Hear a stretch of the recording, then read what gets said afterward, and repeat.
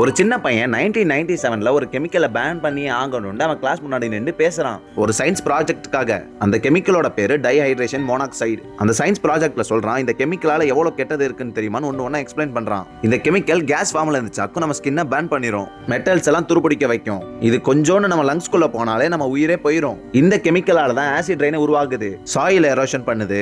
இந்த மாதிரி இந்த கெமிக்கலோட பேட் எஃபெக்ட்லாம் சொல்லிட்டு அந்த கிளாஸ்ல உள்ளவங்கள்ட்ட கேட்கறான், இப்ப சொல்லுங்க இந்த கெமிக்கலை பேன் பண்ணலாமா வேணாமான்னு. அதுக்கு அவன் கிளாஸ்ல இருக்க 50 பேர்ல 43 பேர் இந்த கெமிக்கலை பேன் பண்ணி ஆகணும்னு சொல்றாங்க. அப்புறமா எல்லாத்தையும் கேட்கறான், நீங்க இவ்வளவு நேரம் பேன் பண்ண சொன்னது என்னத்த தெரியுமா?